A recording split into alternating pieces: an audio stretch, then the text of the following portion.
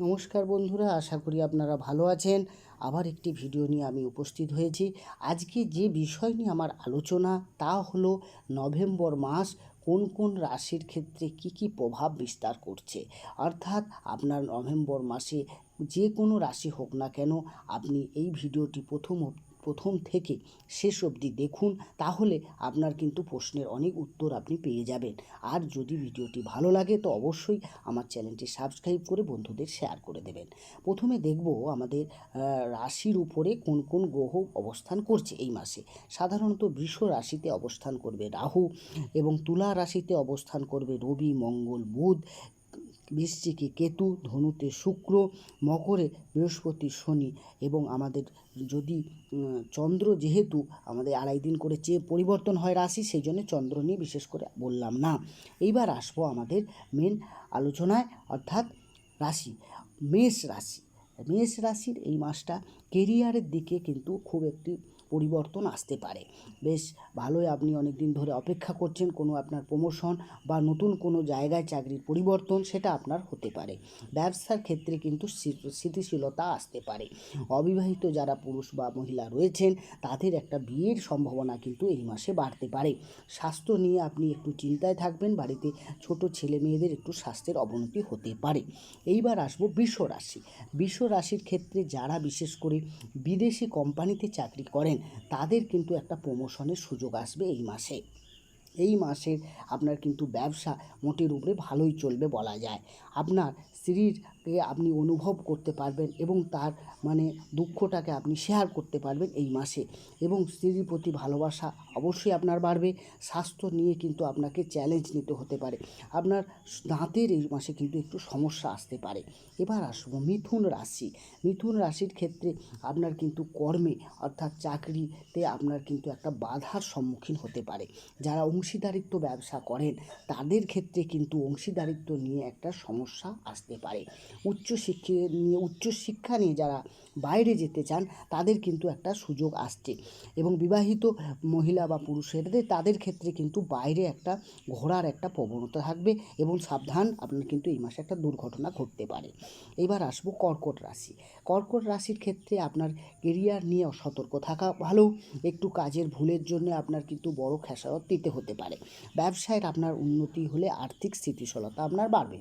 বিবাহিত জীবনের ক্ষেত্রে কিন্তু আপনি উন্নতি হতে পারে, এবং ধর্মীয় কাজকর্ম, অর্থাৎ মাঙ্গলিক কাজকর্ম বাড়িতে আপনার হবে। প্রেমের ক্ষেত্রে ভালো। আপনি শরীরে অসুস্থ হলে, আপনার যদি শরীর অসুস্থ থাকে, এই মাসটায় সুস্থ হওয়ার সম্ভাবনা থাকবে। এবার আসবো সিংহ রাশি। আপনার ভাগ্য এই মাসে বেশ ভালো চলবে। ব্যবসার ক্ষেত্রে অনেকটাই কাস্টমার বাড়বে, এবং অনেক পেন্ডিং অর্থ আপনার আদায় হবে। এই মাসে আর্থিক দিকটা কিন্তু ভালো চলবে। শেয়ার বাজারে লাভের সম্ভাবনা থাকছে। পারিবারিক জীবনে বিবাদ সম্ভাবনা থাকছে, বিবাদ এড়িয়ে চলাই ভালো। আপনাদের যদি কোনো সমস্যা আসে তো আপনার অনেকটাই চুপ থাকলেই ভালো হবে। বিবাহযোগ্য কন্যা থাকলে তাদের কিন্তু বিয়ে নিয়ে আলোচনা হতে পারে। এইবার আসবো আমাদের কন্যা রাশি নিয়ে। কন্যা রাশির কেরিয়ার দিকটা এদিকে চিন্তা বাড়বে। চাকরি ছেড়ে যাওয়া বা চলে যাওয়ার একটা সম্ভাবনা থাকবে। আর্থিক সমস্যা নিয়ে আসলে এবং শ্বশুর বাড়ি থেকে আপনি কিন্তু একটা সাহায্য পাবেন। শিক্ষার ক্ষেত্রে পড়াশোনা ছেড়ে প্রেমের দিকে ঝোঁক বাড়বে, ফলে পড়াশোনার ক্ষেত্রে বাধা বিঘ্ন আসবে। পেশির কিছু কিন্তু আপনার সমস্যা আসতে পারে, সেই জন্য কিন্তু আপনাকে একটু সাবধানে চলাফেরা করা ভালো। ছোটোখাটো একটু আঘাতও আপনার কিন্তু লাগতে পারে। ফ্যামিলিতে দেখবেন স্বামী স্ত্রীর মধ্যে ভুল বুঝাবুঝি থাকলে এই মাসটা কিন্তু সমাধান হবে। তুলা রাশি। তুলা রাশির ক্ষেত্রে কেরিয়ার নিয়ে অনেক সুযোগ আসবে এই মাসটায়। আর্থিক দিকটা আপনার কিন্তু উন্নতি হবে এই মাসে, এবং আপনার কিন্তু ছেলে মেয়েদের সাফল্যে আপনি কিন্তু গর্ব অনুভব করবেন। নতুন কোনো কোর্স বা কোনো অনলাইন কোর্সেও আপনি এই সময় ভর্তি হতে পারেন। চাকরিজীবীদের ক্ষেত্রে এটা হলো। আর দাম্পত্য জীবনের ক্ষেত্রে বেশ ভালো হবে, তবে বুকের কিন্তু একটু পেন অনুভব হতে পারে এই মাসে। বৃশ্চিক রাশি। চাকরি বা পাওয়ার এই মাসে কিন্তু যোগসূত্র তৈরি হতে পারে। অযথা ব্যয় বাড়বে, এবং পারিবারিক সমস্যায় আপনার কিন্তু স্বামী স্ত্রীর মধ্যে মনোমালিন্য হবে। বন্ধুদের থেকে দূরে থাকাই ভালো। প্রেমিকের সঙ্গে কিন্তু মনোমালিন্য হওয়ার সম্ভাবনা আছে, সেই জন্য যতটা সম্ভব বিবাদ এড়িয়ে চলাটাই আপনার ভালো।